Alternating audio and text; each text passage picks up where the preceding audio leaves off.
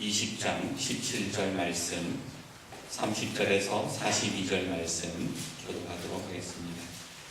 우선 사무엘상 20장 17절 말씀을 우리 한 목소리로 합독하도록 하겠습니다.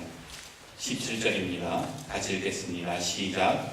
다윗에 대한 요나단의 사랑이 그를 다시 맹세하게 하였으니 이는 자기 생명을 사랑함같이 그를 사랑함이었더라. 아멘.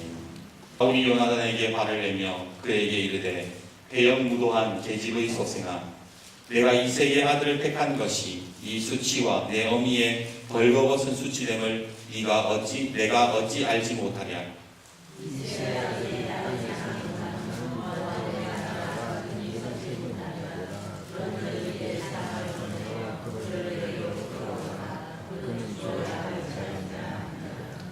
요나단이 그의 아버지 사울에게 대답하여 이르되 그가 죽을 일이 무엇이니까? 무엇을 행하였나이까?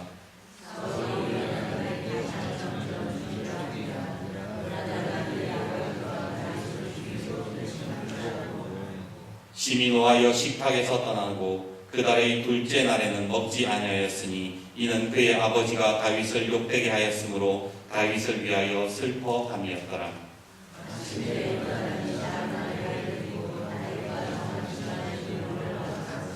아이에게 이르되 달려가서 내가 쏘는 화살을 찾으라 하고 아이가 달려갈 때에 요나단이 화살을 그 위로 지나치게 쏘니라.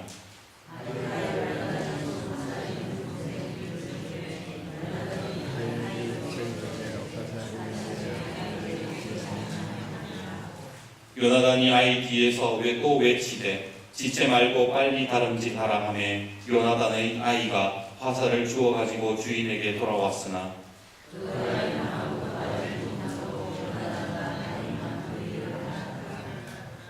요나단이 그의 무기를 아이에게 주며 이르되 이것을 가지고 성읍으로 가라 하니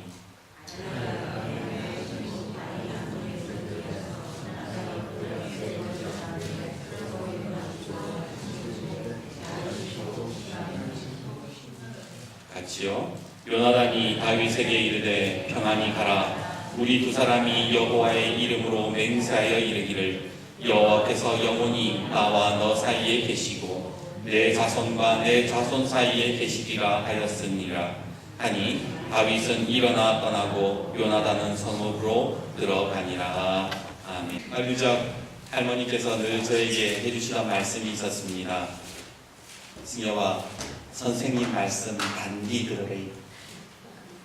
돈 단디 씨알리고 신호등 단디 보고 단디 건너래. 단디라는 말은 부사말로 단단히 해라, 분명히 해라 이런 말이지요. 뭐든지 단디해야 문제가 없습니다. 농사도 단디해야 좋은 결실을 맺고 몸도 단디 챙겨야 건강합니다. 목사는 목회를 단디해야 되고 성도는 믿음 생활을 단디해야 합니다. 그러기에 옆에 분과 다시 한 번 더 인사합시다. 예수 단디 믿으세요. 이거 안동말 맞나요? 세이 하는 거. 예수 단디 믿어야 됩니다. 오랜만에 식사 자리. 하지만 무슨 일인지 별로 분위기가 좋지 않습니다. 왜냐하면 사울과 아들 요나단이 아주 심한 말다툼을 벌이고 있었기 때문이지요. 오늘 본문 30절을 한번 보십시오. 아버지 사울이 요나단에게 불같이 화를 내며 이렇게 말합니다. 우리 30절 말씀 같이 읽어보겠습니다. 시작. 사울이 요나단에게 화를 내며 그에게 이르되 해영무도한 계집의 소생아, 네가 이새의 아들을 택한 것이 내 수치와 내 어미의 벌거벗은 수치됨을 내가 어찌 알지 못하랴. 그러자 아들 요나단도 지지 않고 대답을 합니다. 32절도 같이 읽어봅시다. 시작. 요나단이 그의 아버지 사울에게 대답하여 이르되 그가 죽을 일이 무엇이니까? 무엇을 행하였나이까? 지금 왜 이렇게 두 부자는 소리를 높여가며 싸우고 있는 것일까요? 이유는 딱 한 가지, 바로 다윗 때문이었습니다. 아버지 사울이 보기에는 다윗이 있는 한 요나단은 절대로 왕이 될 수 없기에 어떻게든 다윗을 없애버리고 싶었던 겁니다. 하지만 그런 아버지 사울의 생각과는 다르게 요나단은 계속해서 다윗을 두둔하고 다윗을 변호하고 있지요. 여러분 한번 생각해 보세요. 만약 여러분의 자녀가 대형교회 담임 목사 취임만 하면 되는데 어느 날 친구 목사 데리고 와서는 아이고 나보다는 이 친구가 더 좋겠습니다 그렇게 추천한다면 잘했다고 말할 부모가 어디 있겠습니까? 내 아들이 대기업 입사를 포기하고 거기에다가 자기 친구를 거기에다 꽂아 넣겠다고 하면 좋아할 부모가 대체 어디에 있냐 말입니다. 우리는 마치 사울이 시기에 미쳐서 정신이 나가서 그냥 다윗을 죽이려고만 했다고 생각하지만 사실 그 시기 속에는 아들 요나단을 향한 사울의 아버지의 마음도 들어가 있었던 겁니다. 31절을 한번 보십시오. 이새의 아들이 땅에 사는 동안은 너와 내 나라가 든든히 서지 못하리라. 그런즉 이제 사람을 보내어 그를 내게로 끌어오라. 그는 죽어야 할 자이니라 한지라. 다윗이 있는 한 너는 절대로 왕이 될 수 없다는 거예요. 어서 다윗을 제거해서 지금 요나단을 왕위에 앉히겠다라는 마음, 그것이 사울의 마음이었던 겁니다. 물론 33절을 보면 사울이 요나단에게 창을 던져 죽이려고 할 정도로 제정신은 아니었습니다만은 반대로 얼마나 화가 났으면, 얼마나 속상했으면 그렇게까지 했을까요? 어떻게 보면 사울은 요나단을 그만큼 사랑했던 것입니다. 2015년이었던가요? 우리나라 사회운동본부 윤리연구센터에서 청소년 정직 지수 조사 결과를 발표한 적이 있습니다. 대체 청소년들의 이 윤리관은 어느 정도 되는가 조사를 했는데 문제가 이래요. 나에게 10억이 생긴다면 죄를 저지르고 감옥에서 1년 정도 살 수 있는가? 여러분 어떠세요? 여러분에게 10억 주어지면 그냥 아이고 뭐 1년 정도는 살 수 있다 그렇게 생각을 하십니까? 그 질문에 그 학생의 56%가 할 수 있다라고 대답을 하는 거예요. 근데 이게 얼마나 심각한 일이냐면 대한민국, 이 아이들이 나중에 커서 대한민국의 국민들이 되잖아요. 이 아이들의 절반 이상이 돈을 위해서라면 무슨 짓이든 하겠다고 하는 건데 그렇게 되면 나라의 꼴이, 나라가 어떻게 돌아가겠습니까? 보통 징역 1년을 선고받는 범죄가 여러분 어떤 것들인지 아세요?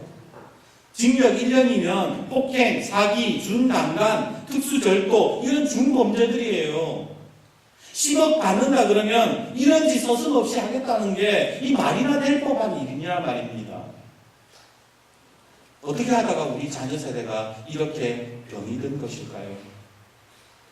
그것은요, 바로 우리 부모님들이 눈 한번 질끈 감으면 된다라고 말했기 때문이라는 거예요. 지금 사울의 모습을 한번 보십시오. 요나단에게 무엇을 요구하고 있습니까? 너 두 눈 질끈 감고 다윗을 데리고 오라는 거예요. 다윗이 잘못하지 않는 거 사울도 잘 압니다. 다윗이 죽을 만한 일을 한 것도 하지 않은 것도 잘 알고 있어요. 그럼에도 불구하고 지금 요나단에게 요구하는 게 뭐예요? 다윗을 데리고 와서 다윗을 없애기만 하면 너는 이스라엘의 왕이 될 수 있다라고 말을 하는 겁니다. 안타까운 사실은 오늘날에도 여전히 그런 모습들이 우리 교계에도 있더라는 겁니다. 조심스러운 이야기지만 대한예수교총회에서 이런 법을 만들었습니다. 교회는 하나님의 것이기에 앞으로 모든 교회들은 부자 세습을 금합니다. 그 법을 만들었어요. 그런데 그렇게 법을 정해놓고 세습을 한다는 교회들이 나오자 정신없고 시끄러워지기 시작합니다. 그리고는 나중에 내놓은 대안이 뭔가 눈 한번 질끈 감아라는 것이었어요. 세습 방지법 만들어 놓고 이번 총회 때는 그 대형 교회만 눈 한번 감아주자 그렇게 총대들이 결의를 했다라는 겁니다. 그러니까 무슨 일이 일어납니까? 세습을 하려는 다른 교회들이 들고 일어납니다. 그러면 우리도 하겠다. 그러면 우리도 하겠다. 그 교회도 하는데 왜 우리도 못하느냐? 그 교단총회에서 대형교회 목사님이 나와서 이렇게 말합니다. 다른 교회단은 없는 법도 만들어서 보호해 준다는데 저희들 많이 얻어맞았습니다. 이제 사랑으로 덮어주십시오. 은혜를 이야기했습니다. 저는요, 누가 맞다 틀리다 그렇게 말하고 싶지 않습니다.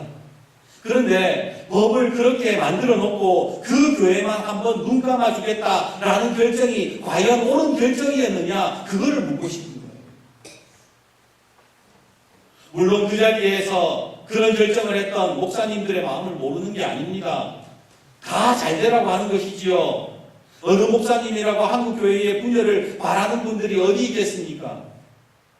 한국교회가 손가락질 받는 거 원하는 목사님이 누가 있겠어요? 하지만 그렇게 눈 한번 질끈 감는다고 해서 모든 것이 은혜로 덮여지는가? 이 땅의 불의가 사라지는가? 아니더라는 겁니다. 하나님의 나라는요, 여러분, 눈 감는다고 이루어지는 게 아니에요. 하나님은 회개하는 자를 용서하시지 회개하지 않는 자를 용서하시는 분이 아니더라는 겁니다. 하나님의 공의와 은혜를 우리는 착각해서 안 됩니다. 오늘 요나단의 믿음이 왜 귀한 줄 아세요? 그것은 눈 한번 질끈 감으면 자기가 왕이 될 수 있는 순간 속에서 하나님의 뜻을 생각할 줄 아는 사람이었기 때문에 요나단이 귀한 겁니다. 아버지가 야, 눈 한번 감어. 너에게 국위 영화가 주어져. 네가 눈 한 번만 감으면 너 평생 호의호식하면서 왕처럼 왕으로 살 수 있어. 떳떳하게 살 수 있어. 그렇게 말하는 것을 거절했다는 게 요나단의 귀한 믿음 아닙니까? 우리 42절 말씀 같이 한번 읽어봅시다. 42절 같이 읽겠습니다. 시작. 요나단이 다윗에게 이르되 평안히 가라. 우리 두 사람이 여호와의 이름으로 맹세하여 이르기를 여호와께서 영원히 나와 너 사이에 계시고 내 자손과 내 자손 사이에 계시리라 하였느니라 하니 다윗은 일어나 떠나고 요나단은 성읍으로 들어가니라. 요나단이 고백하는 것은요, 너와 나 사이에 하나님이 계신다라는 거였어요. 앞으로 내가 살아가는 인생 동안에 내 자녀들 세대 속에서도 너와 나 사이에, 너의 자녀와 내 자녀들 사이에서도 하나님이 계신다라는 믿음의 고백을 하지 않습니까? 중요한 사실은 하나님께서 우리 이 공동체 사이에 계신다고 고백하는 사람들은 절대로 두 눈 질끈 감는 사람들이 아니더라는 겁니다. 오늘 말씀을 묵상하면서 한국교회에 정말 요나단과 같은 믿음의 목회자, 믿음의 성도들이 많아지기를 기도했습니다. 그리고 우리 교회에도 이런 요나단과 같은 아름다운 믿음을 소유하는 저와 여러분이 되기를 주님의 이름으로 축복합니다. 근데 이렇게 말씀을 쭉 묵상하다가 요나단 참 귀한 믿음이구나. 요나단 참 하나님 잘 믿었구나. 그렇게 묵상을 하는데 한 가지 시험에 들었어요. 그게 뭐냐면 이렇게 아름다운 믿음을 가진 요나단의 인생이 너무나도 처참했다라는 겁니다. 사무엘상 31장 2절을 보면 요나단의 죽음에 대해서 이렇게 기록을 하고 있습니다. 블레셋 사람들이 사울과 그 아들을 추격하여 사울의 아들 요나단과 아비나답과 말기수아를 죽이니라.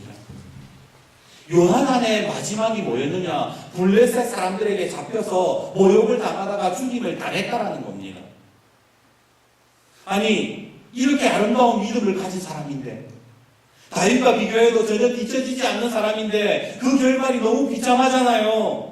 그래서 왜 하나님은 요나단에게 이런 마지막을 주셨을까? 왜 하나님은 요나단을 좀 보호해 주시지 않았을까? 그런 생각이 들었던 겁니다. 요나단이요, 여러분 절대로 부족한 사람이 아니었습니다. 사무엘상 13장을 보면 그는 2,000명의 군사를 지휘해서 블레셋 수비대를 격파할 정도로 군사적인 지략이 뛰어났던 사람입니다. 전쟁 가운데서 구원은 하나님께 있다라고 고백하는 믿음의 사람이었고, 전쟁 중에 사울이 자기 의로움을 드러내려고 온 백성에게 전쟁 중에 야, 다 굶어, 다 금식해 그렇게 말했을 때에 아버지의 명령을 어겨가면서 백성들을 돌볼 줄 아는 그런 어진 사람이었어요. 이유 없이 다윗을 죽이려는 아버지의 불의에 대해서 항변할 만큼 정의로운 사람이었고, 친구를 위해서 목숨을 버릴 수 있는 사람, 하나님이 기름 부었다는, 다윗에게 기름 부었다는 그 사실 하나만으로도 다윗을 왕으로 세워줄 수 있는 겸손하고 순종적인 사람이었다는 거예요. 그런데 사실 요나단의 흠을 찾아보려면 없어요. 성경에 보면 요나단이 뭐 실수를 했다, 잘못을 했다. 사울은 우리가 다 아는 대로 잘못한 게 많잖아요. 그래서 하나님께서 그렇게 징계를 내리셨다, 이렇게 해석할 수 있겠지만 요나단은 너무한 거예요. 어떻게 그렇게 아름다운 신앙을 살아온 요나단의 마지막이 그 아버지 사울과 함께 블레셋 사람들에게 비참한 죽임을 당하는 거예요. 저는 그것이 이해가 되지 않았던 겁니다. 믿음의 사람은 하나님이 좀 보호해 주셔야 되는 거 아닙니까? 왕이 되지는 못해도 다윗과 우정을 나누면서 이스라엘 왕국을 더 강대하게 만들었더라. 요나단이 다윗과 함께 그 조상의 묘에 묻혔더라. 이렇게 기록되어 있으면 얼마나 좋습니까? 얼마나 은혜가 됩니까? 왕으로 태어났지만 왕이 될 수 없었던 비운의 인생, 정의를 위해 아버지와 반목하고 나라를 위해 싸우다가 결국 비참하게 인생을 마감한 요나단을 보면서 참 하나님은 불공평하다. 왜 다윗은 그렇게 승승장구해가지고 이스라엘의 왕이 되어서 영광을 다 누리고 왜 요나단은 이렇게 살아야 되느냐? 저는 그것이 이해가 되지 않았던 겁니다. 사실 오늘 우리가 신앙생활하면서 우리도 다 이런 생각하지 않습니까? 우리가 그런 기대를 가지고 있어요. 신앙생활하면서 믿음으로 살면 하나님께서 크게 세워주실 거야. 그게 우리의 기대잖아요. 우리의 바람이잖아요. 하나님 앞에 살면 하나님이 형통하게 해주실 거야. 그게 우리의 믿음이고 그게 우리의 희망 아닙니까? 그런데 그런 기대와 희망조차 무너지면 우리가 무슨 재미로 무슨 의미로 신앙생활 하겠습니까? 제가요 여러분 앞에서 이런 말씀드리긴 죄송하지만 인생을 많이 산 건 아니지만 살아보니까 예수 잘 믿는다고 해서 신앙생활 잘한다고 해서 꼭 다 다윗이 되는 건 아니더라고요. 언젠가 설교를 들으니까 목사님들이 그러대요. 사람에게 인정받으려 하지 말고 하나님 앞에 칭찬받으라. 하나님만 알아주시면 된다. 막상 자기가 요나단처럼 한번 돼보라고 하십시오. 그때도 그런 말이 나오는지. 지금 여러분 앞에 선택지를 놓고 너 요나단처럼 살다가 죽을래? 천국 갈래? 다윗처럼 살다가 천국 갈래? 그렇게 물어보면 요나단처럼 살겠습니다라고 결정하는 사람이 누가 있겠냐 말입니다. 어떠세요? 지금 여러분은 하나님이 너 요나단처럼 살아라 그러면 예 그렇게 하겠습니다. 감사합니다. 그렇게 말할 수 있습니까? 저는 지금까지 목회를 하면서 저 또한 요나단처럼 되고 싶지 않았습니다. 어디 가서나 주목받는 인생, 어디 가서나 인정받는 그런 목사가 되고 싶었습니다. 그래서요 늘 옆에 있는 부목사들과 치열한 경쟁을 하면서 살았습니다. 그 옆에 있는 다른 목사들보다 훨씬 더 설교 잘하고 싶었고 남다르다는 소리 그거 듣고 싶어가지고 아둥바둥거렸습니다. 그리고 언젠가 사람들로부터 설교 잘한다, 참 좋은 목사다 그런 소리를 듣는 순간 교만해지기 시작했지요. 포항에서도 그랬지만 특별히 우리 안동 용산교회에 부임하고 나서 엄청난 관심과 주목을 받기 시작했는데 그 파급력이 제가 생각한 것 이상이었습니다. 제가 학원 선교사로 용산교회에 왔는데 2달이 채 못 되어서 장로님들이 목사님은 학원 선교사로 있기 아깝다고 그러면서 벽으로 올리자고 당회에서 막 장로님들끼리 막 다투는 거예요. 청년부는 청년부대로 목사님 벽으로 올리면 나는 절대로 용산교회 안 나겠다 그렇게 말하는 청년들이 있었고 제 입으로 말하면 좀 그렇지만 제가 중등부 잠깐 맡았을 때에 제 설교 때문에 교사 지원한 분들도 꽤 많았습니다. 그런데 참 웃긴 이야기지만 인간이 교만해지면 어떤 증상이 나타나는 줄 아세요? 자기 입으로 말하기 참 민망한 얘기를 아주 자연스럽고 뻔뻔하게 얘기할 수 있다는 겁니다. 청년부 설교 시간에 제가 애들을 앞에 놓고 뭐라고 얘기하느냐. 야, 너네들 이런 설교는 어디 가서 못 들어. 그리고서 집에 와서 사모에게 또 사모 붙들어 놓고 그렇게 얘기합니다. 참 용산교회 청년들 복 받았어. 나 같은 목사를 어디에서 만나? 미친 거죠, 제가. 제가 아무리 생각해도 그게 미쳤습니다. 그런데 어느 날 주님께서 저에게 이런 말씀 하나를 주십니다. 그게 뭐냐면 디모데후서 2장 20절에서 21절 말씀. 큰 집에는 금그릇과 은그릇뿐 아니라 나무그릇과 질그릇도 있어 귀하게 쓰는 것도 있고 천하게 쓰는 것도 있나니 그러므로 누구든지 이런 것에서 자기를 깨끗하게 하면 귀히 쓰는 그릇이 되어 거룩하고 주인의 쓰심에 합당하며 모든 선한 일에 준비함이 되리라. 이게 무슨 말인가? 너는 지금 내가 금그릇이나 은그릇 그런 그릇처럼 좋은 그릇을 쓸 거라고 생각하니 아니야. 내가 쓰는 그릇은 말이다 깨끗한 그릇이야. 뭔가 좀 있어 보이는 그런 그릇들이 아니라 내가 원하는 그릇은 깨끗한 그릇이다 라고 주님이 저에게 그렇게 말씀하셨다는 거예요. 여러분 댁에 가면 좋은 그릇들 많죠. 근데 그거 안 쓰죠. 진열장에 저 박아놓고 쓰는 그릇 뭐예요? 그 그릇 쓰는 거예요. 하나님이 쓰시는 거는요, 쓰는 그릇들은요, 그것이 좋고 나쁘고를 떠나서 하나님이 깨끗하다라고 생각하시는 거예요. 아무리 금그릇이라도요, 똥 묻어 있으면 그것은 그것은 그릇으로 사용할 수 없는 겁니다. 저는 사역하면서 마치 스스로 교만해서 나는 이 교회의 금그릇 같은 존재야, 은그릇 같은 존재야, 그렇게 착각하면서 살았습니다. 거듭난 교회들 속에서 주목받을 때마다 나는 하나님 앞에 쓰임받고 있다라고 생각했고 그렇게 자만했습니다. 하지만 주님의 대답은 그런 저의 모습보다 아니야. 자기 자리에서 묵묵하게 지키고 있으면서 꾸준히 섬겼던 목사님들을 보여주셨습니다. 그래도 이해가 되지 않아서 주님 앞에 물었어요. 그럼 하나님이 요나단을 그렇게 귀하게 여기셨으면 왜 블레셋 사람들에게 그렇게 죽을 수밖에 없습니까? 왜 비참하게 삽니까? 하나님이 귀하게 여기셨다면서요. 하나님이 쓰셨다면서요. 왜 요나단은 그렇게 사는 겁니까?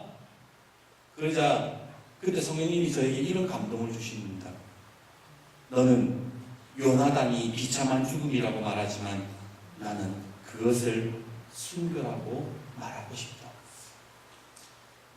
깜짝 놀랐어요. 저는 왜 그런 생각을 못했을까요? 우리는 누구도 주기철 목사님이나 손양원 목사님 같은 분들을 보면서 허무한 인생을 살았다, 비참한 인생을 맞이했다, 그렇게 말하지 않습니다. 정말로 하나님 나라의 복음을 위해서 목숨을 바쳤던 분들을 향해서 누가 비참한 죽음이라고 이야기합니까? 그런데 왜 요나단을 보면서 나는 비참한 인생, 허무한 인생이라고 생각을 했던 것일까요? 만약 요나단이요, 눈 질끈 감고 하나님의 섭리를 저버리고 다윗을 죽이려고 했다면, 그렇게 이스라엘의 왕이 되어서 말년까지 편안하게 살았다면 그것이 정말로 허무한 인생, 안타까운 인생이 되지 않았을까요? 우리가 착각하는 게 바로 이건 거예요. 마치 우리의 삶에서 성공하고 승승장구하고 많은 것을 누리면 성공한다라는 그런 착각.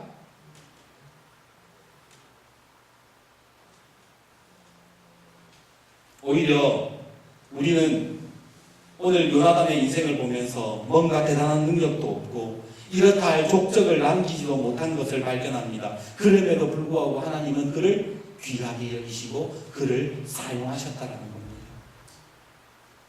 하나님의 말씀을 읽어보면요, 요나단은 하나님의 율법을 이룬 사람이에요. 우리 17절 말씀 같이 한번 읽어봅시다. 17절 같이 읽겠습니다. 시작. 다윗에 대한 요나단의 사랑이 그를 다시 맹세하게 하였으니 이는 자기 생명을 사랑함 같이 그를 사랑함이었더라. 이는 자기 생명을 사랑함 같이 그를 사랑함이었더라. 이거 어디에서 들은 말씀 아닙니까? 뭐예요? 마태복음 22장 37절 예수께서 이르시되 내 마음을 다하고 목숨을 다하고 뜻을 다하여 주 너의 하나님을 사랑하라 하셨으니 이것이 크고 첫째 되는 계명이요 둘째로 그와 같으니 내 이웃을 내 자신과 같이 사랑하라 하셨으니 이 두 계명이 율법과 선지자의 강령이니라. 지금 요나단이 한 일을 보면 하나님의 뜻을 이루기 위해서 아버지와 반목하고 다윗을 사랑하기를 자기를 사랑하는 것 같이 사랑했다. 지금 요나단의 모습이 뭐예요? 하나님의 율법을 이뤘다고 성경은 그렇게 말씀하고 있더라는 겁니다. 바로 그 사람이 순교자 아닙니까? 꼭 순교라는 것이 복음 전하다가 갑자기 죽임을 당하고 그게 순교인가요? 아니요. 하나님 말씀대로 살다가 죽는 것도, 순종하면서 살다가 죽는 것도 순교인 거예요.